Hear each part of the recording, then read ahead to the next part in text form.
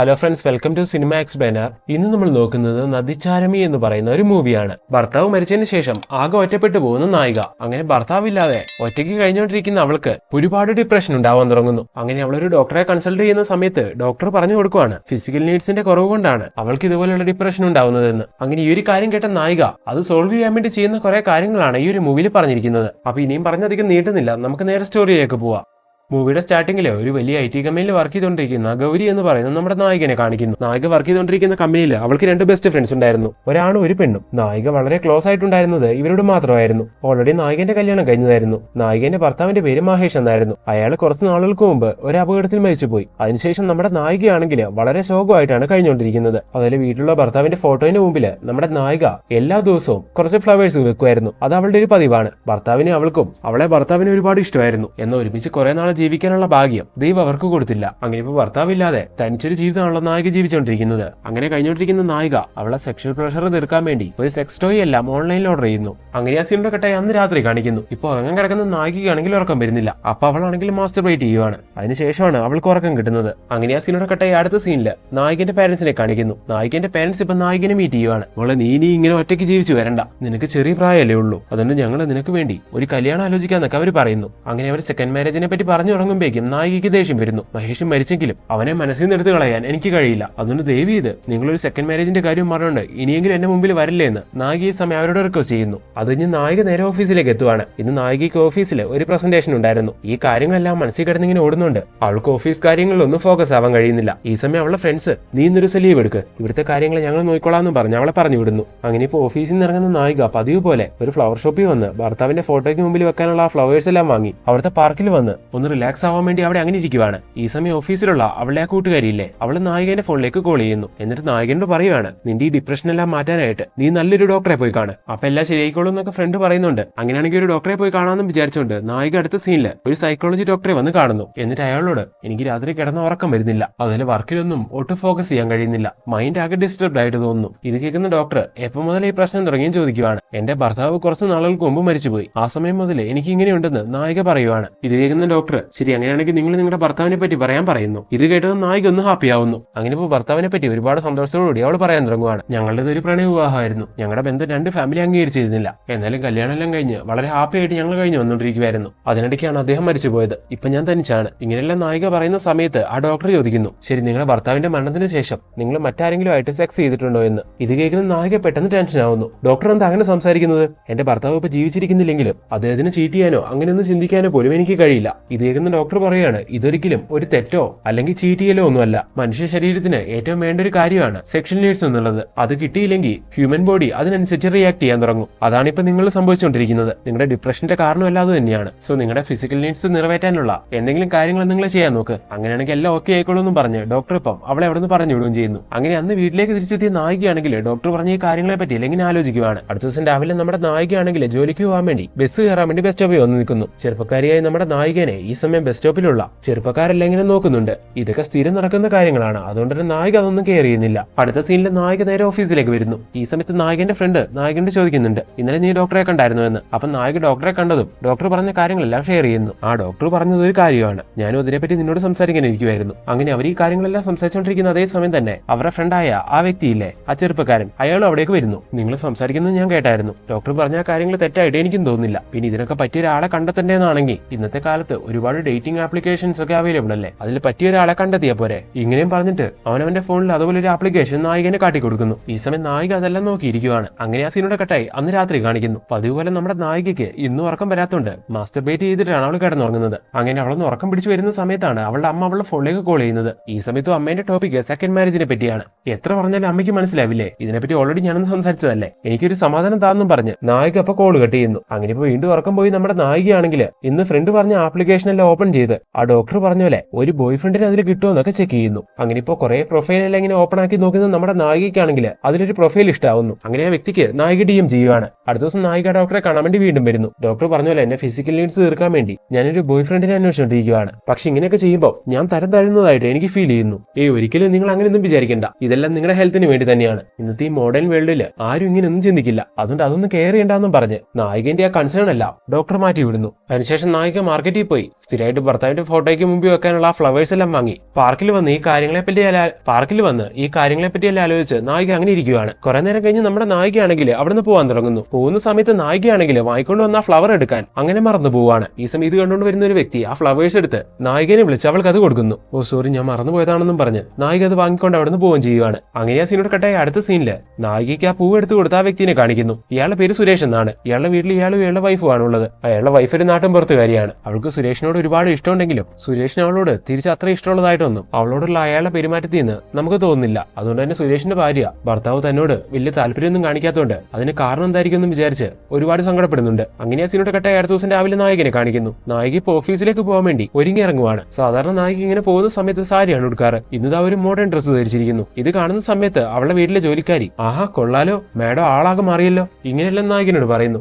അങ്ങനെയൊന്നും ഇല്ലാന്നും പറഞ്ഞ് നായികയാണെങ്കിൽ ഇപ്പൊ അവിടെ നിന്ന് ഇറങ്ങുകയും ചെയ്യുവാണ്. പോകുന്ന വഴിക്കൊക്കെ നായികയാണെങ്കിൽ ആ ഡേറ്റിംഗ് ആപ്പ് വഴി അന്ന് മെസ്സേജ് അയച്ച വ്യക്തിയില്ലേ അയാളുമായിട്ട് പരിചയപ്പെട്ട് അയാളുമായിട്ടൊക്കെ ഒരുപാട് ചാറ്റ് ചെയ്യുന്നു. അങ്ങനെ ഇരിക്കുന്ന ഒരു ദിവസം അവർ മീറ്റ് ചെയ്യാന്ന് വിചാരിക്കുന്നു. അങ്ങനെ ഇപ്പൊ ഒരു ടൈമെല്ലാം ഫിക്സ് ചെയ്ത് അയാളെ കാണാൻ വേണ്ടി നായികയാണെങ്കിൽ ഓഫീസിൽ നിന്ന് ഇറങ്ങുവാണ്. ഈ കാര്യമെല്ലാം അവളെ ഫ്രണ്ട്സിനോട് പറയുന്നുണ്ടായിരുന്നു. ധൈര്യമായിട്ട് പോയിട്ട് വരാൻ പറഞ്ഞ് ഫ്രണ്ട്സ് ആണെങ്കിൽ അവളെ പറഞ്ഞയക്കുകയും ചെയ്യുന്നു. അങ്ങനെ അവർ തമ്മിൽ മീറ്റ് ചെയ്യുന്നു. പരസ്പരം ഉള്ളു തുറന്ന് അങ്ങോട്ടും ഇങ്ങോട്ടും സംസാരിക്കുന്നു. ശേഷം അവർ രണ്ടുപേരും കൂടി നായികന്റെ വീട്ടിലേക്ക് വരുവാണ്. നായിക അവളുടെ ആവശ്യമെല്ലാം അയാളോട് പറഞ്ഞിരുന്നു. അയാളും അതിനൊക്കെയാണ്. അതുകൊണ്ടാണ് നായിക അയാളെയും കൂട്ടിക്കൊണ്ട് വീട്ടിലേക്ക് വന്നത്. പിന്നെ ഈ ഒരു കാര്യം കഴിഞ്ഞാൽ ഇതോടുകൂടി ഈ ബന്ധം ഇവിടെ തീർന്നിരിക്കണം. ഈ കാര്യം ആ വ്യക്തിയോട് നായിക പ്രത്യേകം പറയുന്നുണ്ട്. അയാൾക്കും അതിനൊക്കെയാണ്. അങ്ങനെ അതെല്ലാം കഴിഞ്ഞ് വീട്ടിലേക്ക് എത്തി അവർ രണ്ടുപേരും ഹാളിലിരുന്ന് കുറച്ചു നേരം സംസാരിക്കുന്നു. ഈ സമയത്തെല്ലാം നായിക കൂടുതലായിട്ട് സംസാരിക്കുന്നത് അവളുടെ ഭർത്താവിനെ കുറിച്ചാണ്. അതിനുശേഷം അവർ രണ്ടുപേരും കുറച്ച് ഡ്രിങ്ക്സ് എല്ലാം കഴിക്കുന്നു. അത് കഴിഞ്ഞ് നായികയാണെങ്കിൽ അയാളെയും കൂട്ടിക്കൊണ്ട് ബെഡ്റൂമിലേക്ക് വരുവാണ്. അങ്ങനെ അയാൾ ബെഡിലിരിക്കാൻ തുടങ്ങുന്ന സമയത്ത് ഈ ബെഡിലിരിക്കണ്ട, ഇത് ഞാനും എന്റെ ഭർത്താവ് യൂസ് ചെയ്തുകൊണ്ടിരുന്ന ബെഡാ. ഈ ബെഡ് നമ്മൾ രണ്ടുപേരും കൂടി ഷെയർ ചെയ്താ എനിക്ക് ഒരുപാട് കുറ്റബോധം തോന്നും. ഇങ്ങനെ നായിക ഈ കാര്യങ്ങളെല്ലാം പറയുന്ന സമയത്ത് നായിക ഭർത്താവിനെ എത്രത്തോളം സ്നേഹിച്ചിരുന്നു.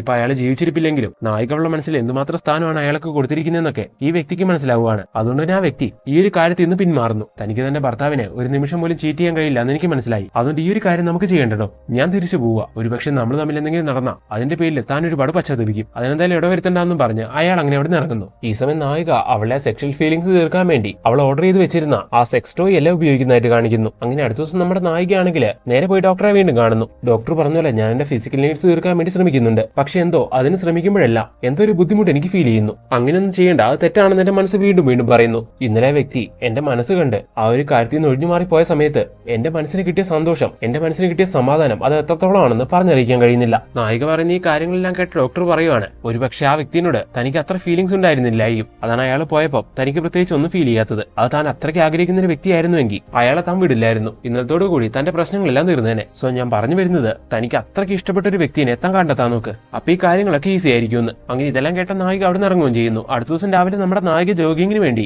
അവിടെ അടുത്തുള്ള പാർക്കിലേക്ക് എത്തുവാണ്. ഈ സമയം നായിക അവിടെ വെച്ച് അന്ന് നായികയ്ക്ക് ആ ഫ്ലവേഴ്സ് എടുത്ത് കൊടുത്ത സുരേഷ് എന്ന് പറയുന്ന വ്യക്തിയെ കാണുന്നു. ഇയാൾ കണ്ടപ്പോൾ തന്നെ നായികയ്ക്ക് ഇതാ വ്യക്തിയല്ലേ എന്ന് മനസ്സിൽ ഓർമ്മ വരുവാണ്. അന്ന് ഫ്ലവേഴ്സ് എടുത്ത് കൊടുത്ത അയാളോട് ശരിക്കും ഒരു നന്ദി പറയാൻ പോലും നായിക നിന്നില്ലായിരുന്നു. എന്ന് ഇന്നിപ്പോ അയാളെ കണ്ടപ്പോൾ അന്ന് അയാൾ ആ ഫ്ലവേഴ്സ് എടുത്ത് കൊടുത്തതിന് ഒരു നന്ദി പറയാമെന്ന് നായിക വിചാരിക്കുന്നു. അങ്ങനെ നായിക അതിനുവേണ്ടി ശ്രമിക്കുന്ന സമയത്ത് അയാളാണെങ്കിലും മൈൻഡ് പോലും ചെയ്യാതെ അവിടെ നിന്ന് അങ്ങനെ പോവുകയാണ്. അയാളും പാർക്കിലേക്ക് ജോഗിങ്ങിന് വന്നതായിരുന്നു.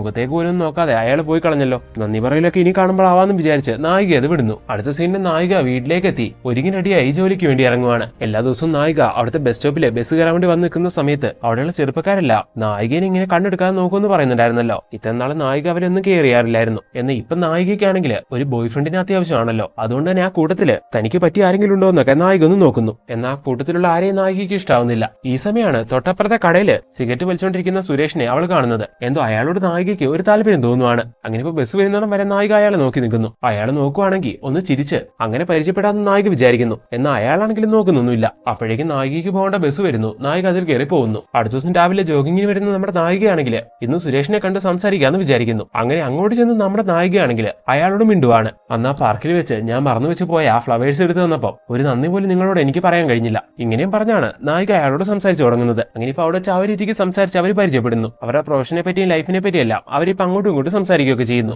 അങ്ങനെ ഈ രീതിക്ക് പരിചയപ്പെടുന്ന അവരാണെങ്കിൽ പിന്നീട് കാണുമ്പോഴെല്ലാം ചിരിക്കാനും സംസാരിക്കാനൊക്കെ തുടങ്ങുന്നു. ഈ കാര്യങ്ങളെല്ലാം നായികയില് ഒരുപാട് മാറ്റങ്ങൾ ഉണ്ടാക്കുവാണ്. നായിക ഇപ്പോൾ പണ്ടത്തെ പോലെ വീട്ടിലാകെ ഡിപ്രഷൻ അടിച്ചിരിപ്പൊന്നുമല്ല. പല സമയത്തും നായിക ഈ കാര്യങ്ങളെല്ലാം ആലോചിച്ച് പൊട്ടിച്ചിരിക്കുകയും പ്ലസന്റ് ആയിട്ടിരിക്കുകയൊക്കെ ചെയ്യുന്നു. ഇതെല്ലാം അവളെ വീട്ടിലെ ജോലിക്കാരി നോട്ട് ചെയ്യുന്നുണ്ട്. അങ്ങനെ ഒരു ദിവസം ജോലി കഴിഞ്ഞ് തിരിച്ചു വരുന്ന സമയത്ത് നായികയെ സുരേഷ് മീറ്റ് ചെയ്യുന്നു. ഈ സമയം നമ്മുടെ നായിക പതുക്കെ ടോപ്പിക്കിലേക്ക് കയറാമെന്ന് വിചാരിച്ച് ഞാനിപ്പോ ഒരു സിംഗിൾ ആയതുകൊണ്ട് പലരും അതിന്റേതായ അഡ്വാൻറ്റേജ് എടുക്കാൻ എന്നോട് ശ്രമിക്കാറുണ്ടെന്നൊക്കെ പറയുന്നു. എന്നാൽ ഈ സമയം അതിനെപ്പറ്റി കൂടുതലൊന്നും ചോദിക്കാതെ ആ ടോപ്പിക്ക് തന്നെ ഒഴിവാക്കുന്ന രീതിയിൽ സുരേഷ് മറ്റെന്തോ സംസാരിക്കാൻ തുടങ്ങുന്നു. അങ്ങനെ ആ സീനോടെ കട്ടായ അടുത്ത ദിവസം നായകന്റെ വീട് കാണിക്കുകയാണ്. എല്ലാ ദിവസവും ഭർത്താവിന്റെ ഫോട്ടോയ്ക്ക് മുമ്പിൽ നായിക ഫ്രഷ് ആയിട്ടുള്ള പൂക്കൾ കൊണ്ടേ വെക്കാറുള്ളതാണ്. എന്നാൽ ഇന്ന് നായിക ആ കാര്യം മറക്കുന്നു. ഇങ്ങനെ പതിവ് തെറ്റുന്നുണ്ട്. ഇത് നോട്ട് ചെയ്യുന്ന വേലക്കാരി നായികനോട് അതിനെപ്പറ്റി ചോദിക്കുവാണ്. അയ്യോ ഞാനത് മറന്നുപോയി. ഇങ്ങനെ നായിക ഈ സമയം പറയുന്നു. അതുപോലെ ഈ കാര്യത്തിൽ നായിക ഒരുപാട് സങ്കടപ്പെടുവാണ്. ഭർത്താവ് മരിച്ച് ഇത്രയും നാളുകളായിട്ടും നായിക ഈ ഒരു കാര്യത്തിൽ മുടക്കം വരുത്തിയിട്ടില്ല. അങ്ങനെയുള്ള ഈ കാര്യം ഇത് ആദ്യമായിട്ടാണ് ഇങ്ങനെ മറന്നു പോകുന്നത്. അതെങ്ങനെ സംഭവിച്ചു എന്നൊക്കെ നായിക ഇങ്ങനെ അവളുടെ മനസ്സിനോട് ചോദിക്കുന്നു. അങ്ങനെ ആ സീനോട് കട്ടായി അടുത്ത സീനിൽ കാണിക്കുന്നത് സുരേഷിനെയാണ്.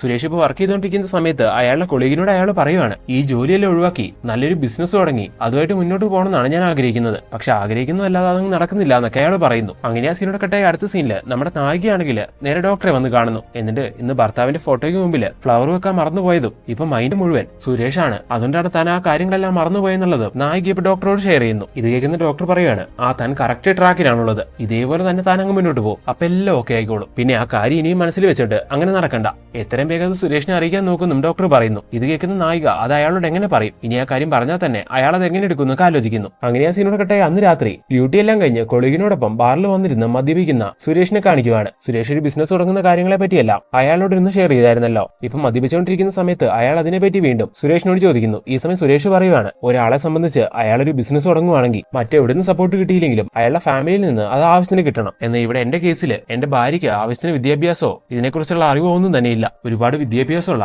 സിറ്റിയിൽ പഠിച്ചു വളർന്ന അങ്ങനെ ഒരു പെൺകുട്ടിനെ കല്യാണം കഴിക്കണമെന്നായിരുന്നു എന്റെ ആഗ്രഹം. എന്നാൽ എന്റെ വീട്ടുകാരെ നിർബന്ധിച്ച് എന്റെ തലയെ കെട്ടിവെച്ചതോ വലിയ വിവരം വിദ്യാഭ്യാസം ഒന്നും ഇല്ലാത്ത ഒരു നാട്ടുപുറത്തുകാരിനെ. അങ്ങനെ ഇപ്പൊ അയാൾ മനസ്സിലുള്ള ഈ കാര്യങ്ങളെല്ലാം മദ്യപിച്ച് ഇങ്ങനെ പറയുന്ന സമയത്താണ് അയാളപ്പോ എന്തുകൊണ്ടാണ് അയാളുടെ ഭാര്യയായിട്ട് വലിയ കണക്ഷനിലല്ലാത്തതെന്ന് നമുക്ക് മനസ്സിലാവുന്നത്. അങ്ങനെ ആ സിനിമ കട്ടായി അടുത്ത ദിവസം നമ്മുടെ നായികയാണെങ്കിൽ ഡോക്ടർ പറഞ്ഞ പോലെ സുരേഷിനോട് ഈ കാര്യങ്ങളെല്ലാം പറയാമെന്ന് വിചാരിച്ചുകൊണ്ട് അയാളെ വിളിച്ച്, സുരേഷ് ഇപ്പൊ എവിടെയുള്ളത്, ഇന്ന് നമുക്കൊന്ന് മീറ്റ് ചെയ്താലും ചോദിക്കുന്നു. ഈവനിങ് ഡ്യൂട്ടി കഴിഞ്ഞ് നമുക്ക് കാണാന്ന് ഈ സമയം സുരേഷും പറയുന്നു. എന്നാൽ കോൾ കട്ടാക്കി കഴിഞ്ഞ് നേരിട്ട് കണ്ട് സംസാരിക്കുമ്പോൾ പറയാനുള്ള ധൈര്യം ഒന്നും നായികയ്ക്കില്ല. അതുകൊണ്ട് തന്നെ അവൾ ആലോചിക്കുവാണ് ഈ കാര്യം പറഞ്ഞുകൊണ്ട് സുരേഷിന് ഒരു മെസ്സേജ് ഇടാന്ന്, അതാ നല്ലതെന്ന്. അങ്ങനെ ഇപ്പൊ മനസ്സിലുള്ള ആ കാര്യം നായിക വാട്സപ്പിൽ ടൈപ്പ് ചെയ്തിരുന്നു. അടുത്ത സീനിൽ ഈ മെസ്സേജ് കാണുന്ന സുരേഷിനെ കാണിക്കുന്നു. ആ മെസ്സേജ് കണ്ടതും അയാളുടെ മുഖം ആകെ മാറുവാണ്. ആകെ ദേഷ്യം വന്ന അയാളാണെങ്കിൽ അതിന് റിപ്ലൈയും കൊടുത്തില്ല. അതുകൊണ്ട് തന്നെ നമ്മുടെ നായികയാണെങ്കിൽ അയാൾക്ക് വീണ്ടും മെസ്സേജ് അയക്കുന്നു, ഞാൻ പാർക്കിൽ വെയിറ്റ് ചെയ്യാം, അങ്ങോട്ട് വരണമെന്നും പറഞ്ഞ്. അങ്ങനെ സുരേഷ് ആ മെസ്സേജ് കണ്ട് അവിടേക്ക് ചെല്ലുന്നുണ്ടെങ്കിലും അവിടെ എത്തി നായികനെ കാണുമ്പോൾ അവളോട് സംസാരിക്കാൻ അയാൾക്ക് തോന്നുന്നില്ല. അതുകൊണ്ട് തന്നെ അയാള് അവളെ അവോയ്ഡ് ചെയ്യുന്ന രീതിയിൽ ബൈക്കും എടുത്ത് അവിടുന്ന് പോവുകയും ചെയ്യുന്നു. ഇത് കാണുന്ന നായികയ്ക്കാണെങ്കിൽ എന്തോ ഫീൽ ആവുകയാണ്. അടുത്ത സീനിൽ സുരേഷ് ആണെങ്കിൽ അയാളുടെ ഫ്രണ്ടിനോടൊപ്പം ബാറിൽ ചെല്ലുന്നു. എന്നിട്ട് ബാറിലിരുന്ന് മദ്യപിക്കുന്ന സമയത്ത് നായിക ഷെയർ ചെയ്ത ഈ കാര്യങ്ങളെല്ലാം അയാളുടെ ഫ്രണ്ടിനോട് പറയുവാണ്. അവളൊരു നല്ല പെണ്ണാണെന്ന് വിചാരിച്ചാണ് ഞാൻ അവളുമായിട്ട് പരിചയപ്പെട്ടത്, അവളുമായിട്ട് അത്ര ഫ്രണ്ട്ഷിപ്പ് ആയത്. എന്നാൽ അവൾ ആ കാര്യം എന്നോട് ചോദിച്ചപ്പം എനിക്ക് അവളോട് എന്തോ വെറുപ്പായി പോയി. അങ്ങനെ ആ സീനോട് കട്ടെ അടുത്ത ദിവസം നമ്മുടെ നായികയാണെങ്കിൽ നേരെ ഡോക്ടറെ വന്നു കണ്ട് ഈ കാര്യങ്ങളെല്ലാം ഷെയർ ചെയ്യുന്നു. ഒരു സ്ത്രീ ഇങ്ങനെയുള്ള കാര്യങ്ങൾ പുരുഷനോട് ആവശ്യപ്പെട്ട ഒരു തെറ്റായ കണ്ണിലൂടെ മാത്രമേ ആ സ്ത്രീനെ കാണുകയുള്ളൂ, അതെനിക്കറിയായിരുന്നു, അതുകൊണ്ടാണ് ഞാനത് വേണ്ടാന്ന് പറഞ്ഞത്. അപ്പൊ ഡോക്ടറല്ല എന്നെ നിർബന്ധിച്ചത്, ഇപ്പൊ മനസ്സിലായില്ലേ അതുകൊണ്ട് എന്തൊക്കെയാ സംഭവിച്ചതെന്ന്. ഇങ്ങനെയെല്ലാം പറഞ്ഞ് നായിക ഡോക്ടറോട് ദേഷ്യപ്പെടുവാണ്. താനിങ്ങനെ ദേഷ്യപ്പെടല്ലേ, ഇതൊക്കെ ഇതിന്റെ ഭാഗമല്ലേ, എല്ലാം പോസിറ്റീവായിട്ട് എടുക്ക്, നമുക്ക് നോക്കാം എന്താ സംഭവിക്കാന്ന്. ഇങ്ങനെയെല്ലാം പറഞ്ഞ് ഡോക്ടർ ആണെങ്കിൽ അവളെ സമാധാനിപ്പിക്കുന്നു. അങ്ങനെ അന്നും ഡ്യൂട്ടി കഴിഞ്ഞ് പോകുന്ന സമയത്ത് സുരേഷിനെ നായിക വഴിയിൽ വെച്ച് മീറ്റ് ചെയ്യുന്നു. അപ്പോഴും സുരേഷ് ഭയങ്കര ദേഷ്യത്തോടുകൂടി അവളെ പാസ് ചെയ്ത് പോവാണ്. അന്ന് നൈറ്റ് നായികയാണെങ്കിൽ അയാളുടെ ഫോണിലേക്ക് കോൾ ചെയ്യുന്നു. അപ്പൊ അയാൾ കോൾ കൊടുക്കുന്നില്ല. ഒന്നും വേണ്ടായിരുന്നു ഈ സമയം നായിക ആലോചിക്കുന്നു. അങ്ങനെ ഒരു ദിവസം ഫ്ലവേഴ്സ് വാങ്ങാൻ വേണ്ടി നായിക ഫ്ലവർ ഷോപ്പിലേക്ക് വരുവാണ്. അങ്ങനെ ആ ഫ്ലവറിലെ ഓർഡർ ചെയ്തിട്ട് അത് റെഡിയാവുന്നതും വരെ നായിക അവിടെ വെയിറ്റ് ചെയ്യുന്നു. ഈ സമയം അവിടെ കൂടി ഡ്യൂട്ടി കഴിഞ്ഞ് സുരേഷ് പോവാണ്. അപ്പൊ ഇവളെ കണ്ട് സുരേഷ് അവിടെ ബൈക്ക് നിർത്തുന്നു. ഈ സമയത്ത് അവള് സുരേഷിനോട് ചോദിക്കുന്നു, നിങ്ങൾ എന്തിനാ എന്നെ ഇങ്ങനെ അവോയ്ഡ് ചെയ്യുന്നതെന്ന്. ഞാൻ അന്നങ്ങനെ ആ മെസ്സേജ് അയച്ചോണ്ടാണോ എന്ന്. നിന്നീന്ന് ഒരിക്കലും ഞാൻ അങ്ങനെ ഒരു മെസ്സേജ് പ്രതീക്ഷിച്ചില്ല. അങ്ങനെ ഒരു മെസ്സേജ് ഞാൻ നിന്നീന്ന് കണ്ടപ്പോ എനിക്കെന്തോ അങ്ങനെ നിന്നോട് ബിഹേവ് ചെയ്യാനാണ് തോന്നിയത്. ശരി, ഞാൻ ചോദിച്ചത് തെറ്റായി പോയെങ്കിൽ അതിന് മൊത്തം ഫ്രണ്ട്ഷിപ്പും കട്ടാക്കേണ്ട ആവശ്യമുണ്ടോ, സംസാരിച്ചാ പോരെ. ഇങ്ങനെ നായിക ചോദിക്കുന്ന സമയത്ത് അതിനുവേണ്ടിയാണ് ഞാനിപ്പോ ബൈക്ക് നിർത്തിയത്, വാ കേറ്, നിന്നെ ഞാൻ ഡ്രോപ്പ് ചെയ്യാം, പോകുന്ന വഴി സംസാരിക്കാന്ന് പറഞ്ഞ് അവളെ ബൈക്കിൽ കയറ്റി അവളെ വീട്ടിൽ കൊണ്ടേയാക്കാൻ വേണ്ടി സുരേഷ് പോവാണ്. പോകുന്ന സമയത്ത് അവര് ബൈക്കിൽ ഇരുന്നുകൊണ്ട് സംസാരിച്ച് അവരുടെ ഇടയിലുണ്ടായിരുന്ന ആ പിണക്കം എല്ലാം മാറ്റുന്നു. ശേഷം നായികനെയും വീട്ടിൽ ഡ്രോപ്പ് ചെയ്തിട്ട് അയാൾ നേരെ അയാളുടെ വീട്ടിലേക്ക് പോവാണ്. അങ്ങനെ ഇപ്പൊ വീട്ടിലേക്ക് എത്തിയ അയാള് ഭാര്യനോടുള്ള ഇഷ്ടക്കേട് കൊണ്ട് ഒരു കാര്യമില്ലാത്ത കാര്യത്തിന് അവളുമായിട്ട് വഴക്കുണ്ടാക്കുന്നു. ഞാൻ നിങ്ങളെ ഒരുപാട് സ്നേഹിക്കുന്നുണ്ട്, എന്നാൽ ഞാൻ സ്നേഹിക്കുന്ന ഒരു തരി അംശം പോലും നിങ്ങൾ എന്നെ സ്നേഹിക്കുന്ന കെയർ ചെയ്യുന്നോ ഇല്ല. അതിന് മാത്രം ഞാൻ എന്ത് തെറ്റാണ് നിങ്ങളോട് ചെയ്തത്, നിങ്ങൾ എന്തിനാണ് എന്നെ എങ്ങനെ അവോയ്ഡ് ചെയ്യുന്നത്, എന്തെങ്കിലും മനസ്സിലുണ്ടെങ്കിൽ അതെന്നോട് തുറന്നു പറ. അങ്ങനെയാണെങ്കിൽ അതെനിക്ക് സോൾവ് ചെയ്യാൻ കഴിയുമെങ്കിൽ ഞാനത് സോൾവ് ചെയ്ത് മുന്നോട്ട് പോയിക്കോളാന്നൊക്കെ ഈ സമയം ഭാര്യ ഒരുപാട് സങ്കടത്തോടുകൂടി അയാളോട് പറയുന്നു. എന്നാൽ ഇപ്പൊ അയാളാണെങ്കിൽ അതിനൊന്നും മറുപടി കൊടുക്കുന്നില്ല. അങ്ങനെ അടുത്ത ദിവസമാവുന്നു. ഇപ്പൊ നായികയായിട്ടുള്ള പ്രശ്നമെല്ലാം മാറിയുണ്ട്. നായികയായിട്ട് ചാറ്റ് ചെയ്യാനും കോൾ ചെയ്യാനും സംസാരിക്കാനൊക്കെ സുരേഷ് വീണ്ടും തുടങ്ങിയിരുന്നു. അതുകൊണ്ട് തന്നെ നായിക അന്ന് അങ്ങനെ ഒരു കാര്യം അയാളോട് ആവശ്യപ്പെടാനുണ്ടായ കാരണമല്ല നായിക ഇപ്പൊ അയാളോട് തുറന്നു പറഞ്ഞു. അങ്ങനെ ഇപ്പൊ നായികന്റെ അവസ്ഥയെല്ലാം മനസ്സിലാക്കിയുണ്ട് നായികന്റെ ആവശ്യം നടത്തി കൊടുക്കാന്ന് അയാൾ വിചാരിക്കുന്നു. അങ്ങനെ അവർ ആ ഒരു കാര്യത്തിന് വേണ്ടി മീറ്റ് ചെയ്യാന്ന് വിചാരിക്കുവാണ്. അങ്ങനെ ഇരിക്കുന്ന സമയത്ത് സമയത്താണ് നായികന്റെ ഭർത്താവിന്റെ അച്ഛൻ പെട്ടെന്ന് നായകന്റെ അടുത്തേക്ക് നായകനെ കാണാൻ വേണ്ടി വരുന്നത്. ഭർത്താവ് മരിച്ച് ഇത്രയും നാളുകളായിട്ടും അവനെ മറക്കാതെ നായിക ഇപ്പോഴും അവനെ മനസ്സിൽ കൊണ്ട് നടക്കുക എന്നുള്ള കാര്യങ്ങളെല്ലാം ആ വീട്ടിൽ വന്ന് നോക്കുന്ന സമയത്ത് അയാളുടെ അച്ഛന്, അതായത് നായകന്റെ അമ്മ അച്ഛന് മനസ്സിലാവുന്നു. അങ്ങനെ ഇപ്പൊ നായിക അയാൾക്ക് ഭക്ഷണമെല്ലാം എടുത്തുകൊണ്ടേ കൊടുക്കുന്ന സമയത്ത് നിന്റെ മരുമകളായിട്ട് ഞങ്ങളെന്ന് അംഗീകരിക്കാത്തത് വലിയൊരു തെറ്റായി പോയെന്ന് ഇന്നെനിക്ക് മനസ്സിലാവുന്നുണ്ടെന്നും പറഞ്ഞ് അയാൾ ഒരുപാട് സങ്കടപ്പെടുന്നു. അതുപോലെ നായകനോട് മാപ്പും ചോദിക്കുന്നു. അങ്ങനെ അതെല്ലാം കഴിഞ്ഞ് അയാൾ അവിടെ നിന്ന് പോകുന്ന സമയത്ത് അയാൾ ഇങ്ങനെയെല്ലാം സംസാരിച്ചുകൊണ്ട് അപ്പൊ ഇനി സുരേഷിനെ മീറ്റ് ചെയ്യണോ, സുരേഷുമായിട്ട് താൻ അങ്ങനെ ഒരു ബന്ധം വെച്ചാ തന്നെ വിശ്വസിക്കുന്ന ഇവരെല്ലാരെയും താൻ ചീറ്റ് ചെയ്യുന്ന പോലെ ആവില്ല എന്നൊക്കെ നായിക ആലോചിക്കുന്നു. എന്നാൽ ഓൾറെഡി അടുത്ത ദിവസം മീറ്റ് ചെയ്യാം, വിചാരിച്ച കാര്യങ്ങൾ ചെയ്യാന്നൊക്കെ നായിക സുരേഷിനോട് പറഞ്ഞിട്ടുണ്ടായിരുന്നു. അയാളെ കൊണ്ട് സമ്മതിപ്പിച്ചിട്ടുണ്ടായിരുന്നു. അങ്ങനെ അയാളിനി അതിനുവേണ്ടി വരുന്ന സമയത്ത് അത് പറ്റില്ല എന്ന് പറഞ്ഞ അയാളെ ഇത് ഇൻസൾട്ട് ചെയ്യുന്നവരായി പോവില്ലേ. അതുകൊണ്ട് തന്നെ എന്ത് ചെയ്യണമെന്ന് അറിയാത്തൊരവസ്ഥയിലായി പോവാണ് നായിക. അങ്ങനെ അടുത്ത ദിവസം ഡ്യൂട്ടിയെല്ലാം കഴിഞ്ഞ് പാർക്കിൽ വെച്ച് അവർ മീറ്റ് ചെയ്യുന്നു. ഈ സമയം നായിക സുരേഷിനോട് തന്റെ അമ്മയച്ചൻ തന്നെ വന്ന് കണ്ട കാര്യവും അദ്ദേഹം പറഞ്ഞ കാര്യങ്ങളെല്ലാം ഷെയർ ചെയ്യുന്നു. അവൾ പറഞ്ഞു വരുന്ന കാര്യങ്ങളെല്ലാം മനസ്സിലായി സുരേഷ് ഈ സമയം തനിക്ക് തന്റെ ഇഷ്ടം പോലെ ചെയ്യാം, ഇങ്ങനെ ഒരു കാര്യം ചെയ്യേണ്ടെന്ന് താൻ ഉദ്ദേശിക്കുന്നെങ്കിൽ എന്നോടത് പറഞ്ഞാൽ മതി, എനിക്കത് മനസ്സിലാവും. ഇത് കേൾക്കുന്ന നായിക പറയാണ്, എനിക്കിതിലൊരു തീരുമാനം എടുക്കാൻ കഴിയുന്നില്ല, ഇത് വേണമെന്നും എന്റെ മനസ്സ് പറയുന്നുണ്ട്, വേണ്ടാന്നും പറയുന്നുണ്ട്. അതുകൊണ്ട് സുരേഷ് എനിക്കൊരു കുറച്ച് ടൈം ഇതാ, ഞാനൊന്ന് ആലോചിക്കട്ടെ എന്ന് പറഞ്ഞ് അവൾ അതിനെപ്പറ്റി ആലോചിക്കാൻ തുടങ്ങുന്നു. അവളൊരു തീരുമാനം എടുക്കട്ടെ എന്ന് വിചാരിച്ച് സുരേഷ് അവൾക്ക് സമയം കൊടുക്കുന്നു. അങ്ങനെ കുറെ ആലോചിച്ച് അവൾ സുരേഷിനോട് പറയുവാണ്, വാ നമുക്ക് എന്റെ വീട്ടിലേക്ക് പോവാന്ന്. നീ ശരിക്കും ആലോചിച്ചാണോ ഇത് പറയുന്നത് സുരേഷ് ചോദിക്കുന്ന സമയത്ത് ശരിക്കും ആലോചിച്ചു, ഈ ഒരു തീരുമാനം തന്നെ നല്ലതെന്ന് അവൾ പറയുവാണ്. അപ്പോഴേക്ക് നേരെ ഇരുട്ടിയായിരുന്നു. അങ്ങനെ ഇപ്പൊ അവളെ കൂട്ടിക്കൊണ്ട് സുരേഷ് നേരെ അവളുടെ വീട്ടിലേക്ക് വരുവാണ്. അങ്ങനെ വീട്ടിലെത്തിയതിനു ശേഷം സുരേഷിനെയും കൂട്ടിക്കൊണ്ട് നായിക അവളുടെ മുറിയിലേക്ക് പോകുന്നു. അവളും അവളുടെ ഭർത്താവ് യൂസ് ചെയ്തുകൊണ്ടിരുന്ന ആ ബെഡിൽ തന്നെ നായിക സുരേഷുമായിട്ട് സെക്ഷനിൽ കണക്ട് ആവുകയാണ്. അങ്ങനെ അതെല്ലാം കഴിഞ്ഞ് സുരേഷ് ആണെങ്കിൽ ഒരു സിഗരറ്റ് വലിച്ചുകൊണ്ട് അങ്ങനെ പുറത്ത് നിൽക്കുവാണ്. ചെയ്തൊരു തെറ്റായി പോയോ എന്ന് ഈ സമയം സുരേഷ് ആലോചിക്കുന്നു. നായിക അവളുടെ ഭർത്താവിനെ ഒരുപാട് സ്നേഹിക്കുന്നുണ്ട്, അതുകൊണ്ടാണ് ഈ ഒരു കാര്യത്തിൽ ഇങ്ങനെയൊക്കെ ചെയ്യാനായിട്ട് അവൾക്ക് ഇത്രയും ടൈം എടുക്കേണ്ടി വന്നത്. ഇപ്പോഴും അവളത് ചെയ്തത് അവൾക്ക് മനസ്സുണ്ടായിട്ടൊന്നുമല്ല, അല്പമെങ്കിലും അവളുടെ ഡിപ്രഷൻ ഒന്ന് കുറയാൻ വേണ്ടിയാണ്. അങ്ങനെ ഈ കാര്യങ്ങളെല്ലാം സുരേഷ് ഇപ്പൊ റിയലൈസ് ചെയ്യുന്നു. അതുപോലെ ഒരു നിമിഷത്തേക്ക് അയാൾ അയാളുടെ ഭാര്യനെ പറ്റി ആലോചിക്കുവാണ്. നായിക അവളുടെ ഭർത്താവിനെ സ്നേഹിക്കുന്ന പോലെ തന്നെയാണ് തന്റെ ഭാര്യ തന്നെ സ്നേഹിക്കുന്നത്. തനിക്ക് ചേരാത്തൊരു പെണ്ണായോണ്ട് താൻ അവളെ ഒരുപാട് അവോയ്ഡ് ചെയ്യുന്നുണ്ട്, അത് അവൾക്ക് ഒരുപാട് വേദന കൊടുക്കുന്നുണ്ട്. സോ ഇനിയെങ്കിലും ആ ഒരു കാര്യം നിർത്തണം, അവൾ ആഗ്രഹിക്കുന്ന രീതിയിൽ അവളെ സ്നേഹിക്കുന്ന ഒരു ഭർത്താവായിട്ട് തനിക്ക് മാറണമെന്നൊക്കെ സുരേഷ് വിചാരിക്കുവാണ്. അങ്ങനെ ഇപ്പൊ സുരേഷ് നായകനോട് പറഞ്ഞ് അവിടെ വിട്ടിറങ്ങുന്നു. സുരേഷ് പോയതിനു ശേഷം നമ്മുടെ നായികയാണെങ്കിൽ നേരെ പോയി കുളിക്കുവാണ്. കുളിയൊക്കെ കഴിഞ്ഞ് അവൾ ഡ്രസ്സെല്ലാം മാറി കുറച്ചു നേരം വരാന്തയിൽ വന്ന് അങ്ങനെ ഇരിക്കുന്നു. അപ്പത്തേക്കും അവൾക്ക് ഉറക്കം വരുന്നു. അങ്ങനെ അവൾ സമാധാനത്തോടുകൂടി അങ്ങനെ ഉറങ്ങുവാണ്. ഇതേസമയം വീട്ടിലേക്ക് തിരിച്ചെത്തിയ സുരേഷിനെ കാണിക്കുന്നു. അയാളിപ്പോ അടുക്കളയിൽ ജോലി ചെയ്തുകൊണ്ടിരിക്കുന്ന ഭാര്യനെ പോയി കെട്ടിപ്പിടിക്കുന്നു. പതിവില്ലാതെ അയാൾ ഇങ്ങനെയെല്ലാം ചെയ്യുന്ന സമയത്ത് ഭാര്യയാണെങ്കിൽ ഇദ്ദേഹത്തിന് ഇത് എന്ത് പറ്റിയെന്ന് വിചാരിക്കുവാണ്. ഈ സമയം സുരേഷ് കണ്ണു നിറഞ്ഞുകൊണ്ട് അവളോട് പറയുവാണ്, നീ എന്നെ ഒരുപാട് സ്നേഹിക്കുന്ന കാര്യങ്ങളെല്ലാം എനിക്കറിയാം, എന്നാൽ ഇതുവരെ ഞാൻ നിന്നോട് അങ്ങനെ പെരുമാറിയിട്ടില്ല, നീ എന്നോട് ക്ഷമിക്കണം, ഇനി മുതൽ നീ ആഗ്രഹിക്കുന്ന രീതിയിൽ ഒരു ഭർത്താവായിരിക്കും ഞാൻ. സുരേഷ് അങ്ങനെ മനസ്സിൽ തട്ടി ഈ കാര്യങ്ങളെല്ലാം പറയുന്ന സമയത്ത് അവന്റെ ഭാര്യയ്ക്ക് ഒരുപാട് സന്തോഷം തോന്നുന്നു. അയാളിൽ നിന്ന് അവളെ കേൾക്കാൻ ആഗ്രഹിച്ച കാര്യങ്ങളായിരുന്നു ഇതെല്ലാം. അങ്ങനെ ഇതോടുകൂടി അവരിടയിലുണ്ടായിരുന്ന പ്രശ്നങ്ങളെല്ലാം തീർന്നതായിട്ട് കാണിക്കുന്നു. അതുപോലെ നമ്മുടെ നായകന്റെ ജീവിതത്തിൽ അങ്ങനെ ഒരു കാര്യം നടന്നതോടെ നായകന്റെ ഡിപ്രഷൻ എല്ലാം മാറി നായിക ഓക്കെ ആയതായിട്ട് കാണിക്കുന്നു. അതോടുകൂടി ഈ ഒരു മൂവി അവസാനിക്കുവാണ്. അപ്പൊ ഫ്രണ്ട്സ്, ഈ മൂവി എങ്ങനെ ഉണ്ടായിരുന്നു? നിങ്ങൾക്ക് ഈ മൂവിനെ പറ്റി തോന്നിയ കാര്യങ്ങൾ തീർച്ചയായിട്ടും കമന്റ് ബോക്സിലൂടെ ഞങ്ങളെ അറിയിക്കുക. പിന്നെ ഞങ്ങൾ ചെയ്യുന്ന ഈ വീഡിയോസ് എല്ലാം നിങ്ങൾക്ക് ഇഷ്ടമാവുന്നുണ്ടെങ്കിൽ തീർച്ചയായിട്ടും ഞങ്ങളുടെ ചാനൽ സബ്സ്ക്രൈബ് ചെയ്ത് ഞങ്ങളെ സപ്പോർട്ട് ചെയ്ത് കൂടെ നിൽക്കണം. Then see you next video. Thank you so much.